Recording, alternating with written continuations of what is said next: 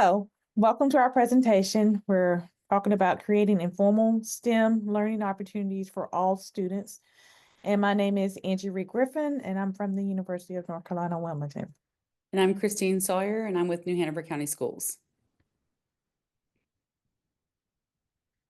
So the objectives for our presentation today is to share with you our collaboration. It's a school-university partnership where we're actually working together to recruit, maintain, increase our youth interest in STEM through collaboration.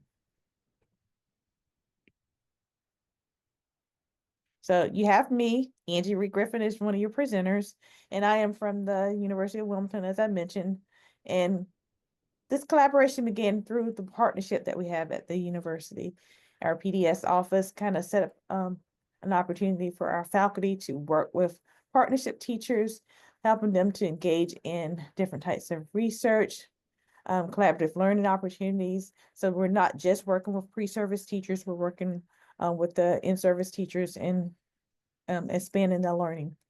Through this program, from a collaboration with Ms. Sawyer, it was through the Master's Teachers Program. And through that program, it was a specialized program for our teachers that excel in their practices. They were paired with a faculty member, and we were able to work together on different projects that were of the teacher's interests. And so this is where we are now with kind of elaborating on the idea of increasing STEM opportunities for youth in our communities. And I'm Christine Sawyer. I'm a second grade classroom teacher with New Hanover County Schools here in Wilmington as well. And through our district's Emerging Leaders program, I had a pathway project and began what became STEM with Mrs. Sawyer, where I created at-home challenges for families to help them do STEM activities at home together with the resources and materials they already had, and they didn't need any iPads or robots or anything like that, and that are in English and Spanish with the idea to add more languages in the future. And when the Master Teacher Program became available to me, I was able to continue to work on that project and expand it with the help of Dr. Reid-Griffin.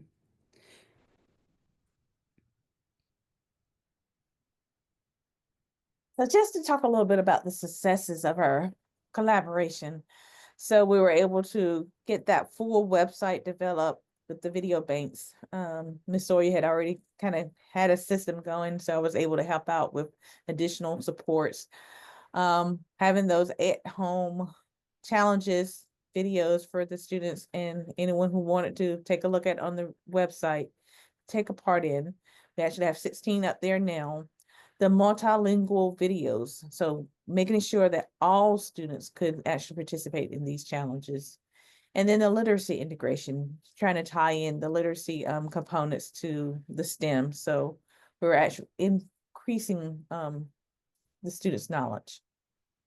And so some of the challenges that have happened as I've sort of worked on this project are some things that Dr. Reid-Griffin has been able to help me with, and it's been wonderful to have that partnership to kind of work through those.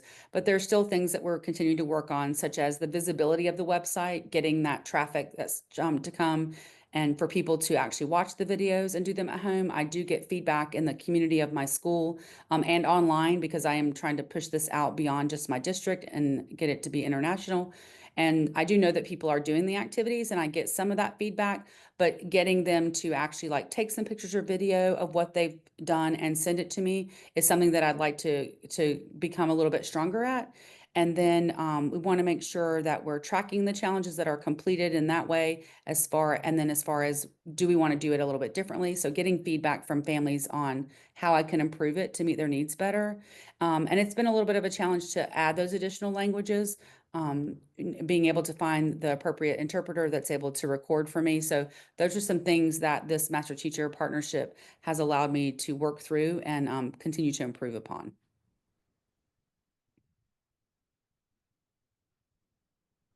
So let's talk about a why.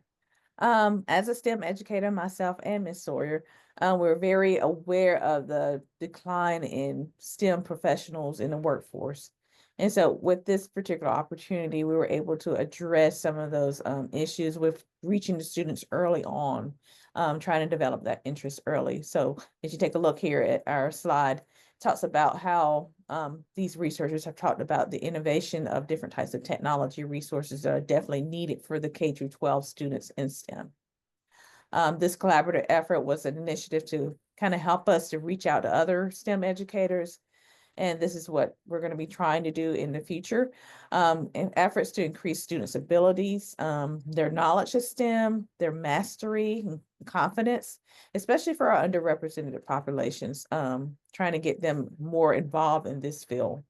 And then application of upcycling and recycling items as they think about STEM innovatively. And so part of that came from the fact that the school that I teach at has a high Spanish speaking population. And so almost as equivalent to our English speaking population. And so I started to notice that all of our students, regardless of what background they had, um, didn't all know what STEM was or how it was important to them, and whether or not they actually go into one of those careers, that those skills would be useful to them no matter what they did. But I also wanted for my students who were Hispanic and who were often in those underrepresented groups, that they could see themselves in those STEM careers, though, if they did want to pursue something like that. If they're not aware of those careers and can't recognize and see themselves in those positions, then they're not going to pursue those careers in the future.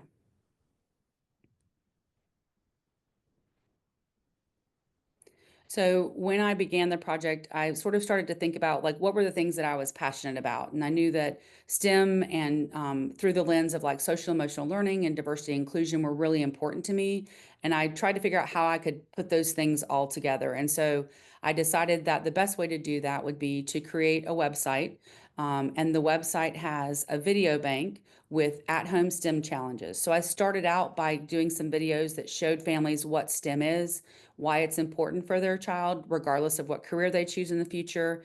And then I began creating challenge videos. And again, the focus is that they are using items that they already have at home, especially recyclable items, things that they can reuse when they're done or recycle when they're finished. And each challenge video takes them through the engineering and design process, and it works them through that specific challenge as they go through the process using those materials at home. And the videos are in English and Spanish, with another language coming soon, hopefully. And that way families can watch them together, and it gives them that support that they need from their parents at home, and they're able to work through that process with them and teach them at the same time, and gives them that supportive family time that's important for everyone. And each month I present these challenges through a newsletter. And that newsletter has a little bit of background information about the challenge, what it is, and if it has any additional background information that's done. So, for example, if I am teaching the students about making animal habitats, then they may not know what a habitat is. So making sure they understand any terminology that's in there. And then some of the videos this year have had a literacy focus. So if there's a read aloud, I put the read aloud in there in case they're not able to get to a library, and give them all the information they need. And then they have those challenge videos again in English and Spanish, with Arabic coming soon. And so everything they need is housed in that newsletter. And I send those out through my various social media accounts so that families can see what the challenge is for that month. And there's a feedback form, links to my social media, and the challenge videos that are in there for them to complete. One of the areas that I am continuing to work on and improve upon is my resources page. And my resources page, it right now just has some information for families about like what kinds of materials they can use at home. My next step is to add a teacher section. So some of the things that I create, I'm going to start to create a resource that's also a little more geared toward the classroom. However, all of the videos that I've created, I do them in a way where they can be used at home or in the classroom by any educator at really any grade level. And so this is an area that I'd like to continue to grow moving forward.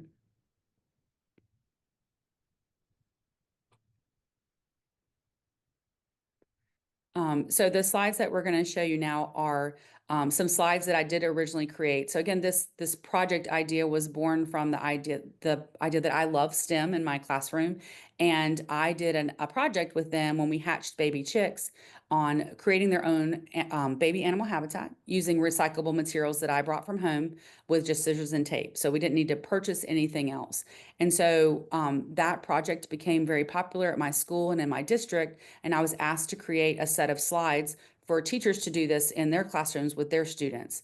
And so that's sort of where this started. And so these slides here are just an example of some of the ones in that slideshow where there's some teacher slides to show you how to incorporate this in your classroom.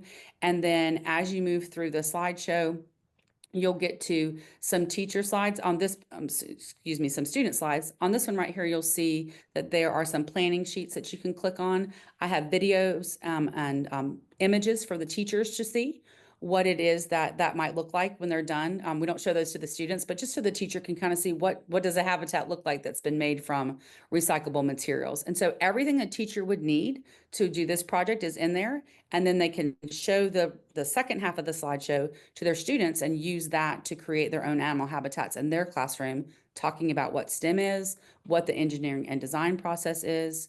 There's some guiding questions to help you with your students. So if you're not familiar with STEM, I have everything that you need in a slideshow to sort of work you through what that is. This particular slideshow is geared for the baby animal habitats, but I'll be adding more of these slideshows to the website as I go.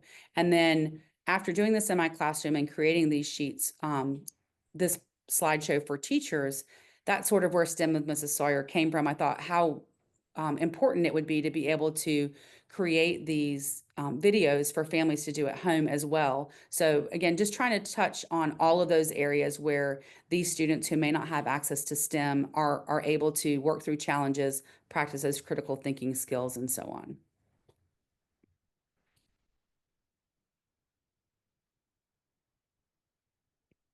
Okay. And so for the next step, so Ms. Sawyer alluded to, we are trying to add on, she's trying to add on more languages and kind of helping out as a faculty member, seeing who I can reach out to get Arabic and just making sure that we can kind of expand it. So it is more of a global access. So every student, whoever reaches that site can actually understand the language and actually participate in those tasks.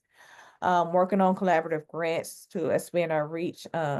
Currently is really in that New Hanover County, southeastern region of North Carolina, really trying to reach globally. We've had some hits outside of the country, so we want to try to increase that as well. Increasing the literacy tips in STEM with Mrs. Sawyer's recording, so additional readings that are focused on STEM to help the students build on their understanding and literacy skills. Encourage more family involvement. The whole family can engage in that challenge that is provided for you on that STEM for Mrs. Sawyer's recording.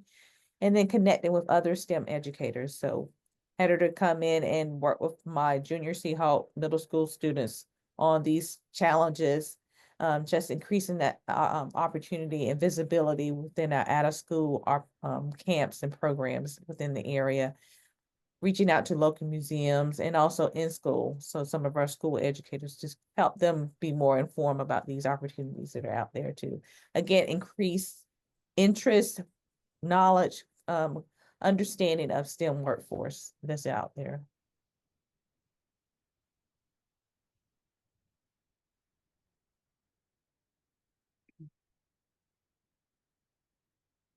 I want to thank you for listening to our presentation. And then if you want to reach out to us, my contact number is at the top and information's there for you. And Mrs. Sawyer, Yeah, and at the bottom, I have my email address, which please feel free to reach out. I do have teachers sometimes that will use some of those slides that I've created and reach out for questions or additional resources. So I'd love to hear from you. Also at the very bottom, I have my link tree that's down there. So that has all of my social media links in it. It has my a link to the current newsletter, my YouTube channel, and whatever the current challenges are. So all of the links that you could need to get in touch with me are on that link tree. I'd love for you to follow on social media. Again, I put these challenges out about once a month, and they come in the form of the newsletter to start with and kind of introduce you to that topic. So I hope whether you're an educator or whether you have a family of your own or someone else that you know that might benefit from these challenges, I hope that you'll share this idea that we really can make STEM accessible for everyone. thank you.